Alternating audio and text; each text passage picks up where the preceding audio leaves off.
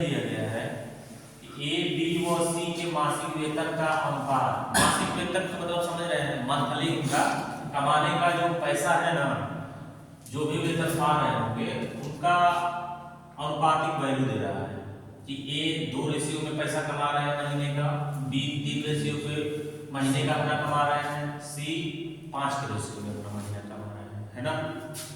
आगे बोला है यदि सी का मासिक वेतन ए के मासिक वेतन से 1200 रुपया अधिक है, तो एक बात समझिए, पहले तो जो डेटा दिया है ए बी सी का, नीचे लिखे कंफर्म हो रही है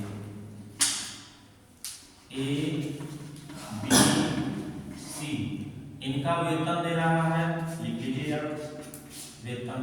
अच्छा, वेतन किस तरह से दिया है? मासिक, मंथली वेतन दिया है, ध्यान दीजिएगा, मंथली वेतन दिया गया है 2 3 5। अभी क्वेश्चन के अनुसार पढ़िए, यदि सी का मासिक वेतन ए के मासिक वेतन से 1200 अधिक है, देखिए ना, ये ए का वेतन है, ये सी का वेतन है, आपको मिलाइए ए के वेतन से सी का वेतन कितना ज्यादा हो रहा है, रेशियो में मिलाइए, 3 अधिक है, ए से 3 अधिक है कि नहीं? अच्छे, जबकि क्वेश्चन में कितना बोला है? 1200 अधिक है, तो अधिक से अधिक की तुलना की जाएगी, ठीक है। तो एक का वैल्यू आप कैसे निकाल पाओगे? 1200 में हम 3 से डिवाइड करें तो कितना आएगा? 400। जब एक का वैल्यू फाइंड कर लिए ना, तो अब हर रेशियो का वैल्यू आप फाइंड कर सकते हैं। पूछा ये गया है, तो बी का वार्षिक वेतन कितना होगा? अच्छे, वार्षिक वेतन से पहले हम ये पूछे हैं कि बी का मंथली वेतन कितना होगा, तो क्या बताएंगे आप लोग? बी का मंथली वेतन ये तो है 3 है ना, बी का मंथली वेतन, तो एक का वैल्यू 400, तो 3 का वैल्यू कितना बता देंगे? तो 400 से गुणा कर देंगे तो कितना आ जाएगा? 1200, है ना। बी एक महीने का 1200 रुपये कमा रहा है, तो पूछ रहा है कि उसका वार्षिक बताइए। क्वेश्चन ध्यान से पढ़िए, 1200 नहीं, कहीं भी देखिए, कहीं भी नहीं दिया है और पूछा कि वार्षिक, तो देखिए वार्षिक पूछने का मतलब क्या? 12 महीने का पूछ रहा है, तो एक महीने का 1200 कमा रहा है, तो वार्षिक वेतन कितना है? यानी 12 महीने में कितना कमाएगा? तो क्या करेंगे? 12 से गुणा कर दीजिए, इसमें कितना आ जाएगा? 12 से 12 का करेंगे तो 144 और यानी कि जो उसका बी का वार्षिक वेतन होगा 14,400 रुपये होगा। Option number first, right. चलिए टाइम भी देखते रहे। क्वेश्चन नंबर जो भी हो, मैथ व्हाट्सएप कैलकुलेशन ITI वाले बताइए।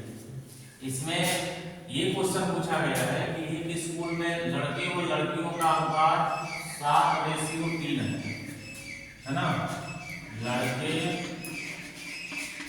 और लड़की,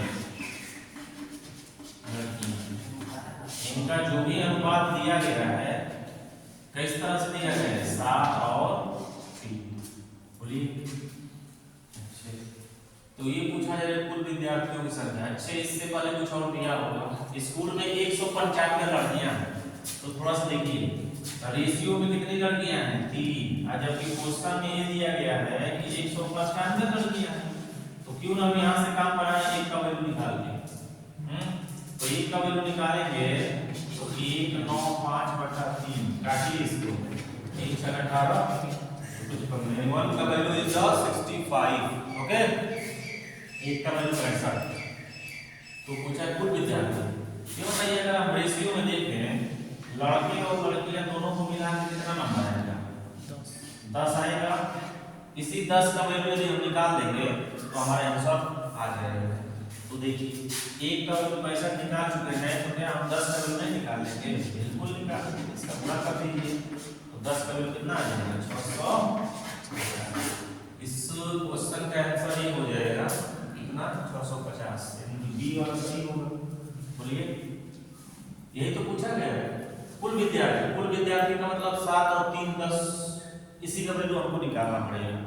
तो इसका वैल्यू निकालने से पहले कुछ क्लू पाएंगे, तभी तो एक का वैल्यू निकालेंगे, तभी तो इसका निकाल पाएंगे।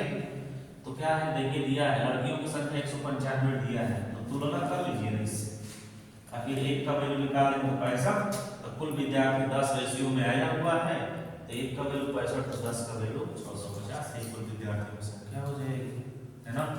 ओके,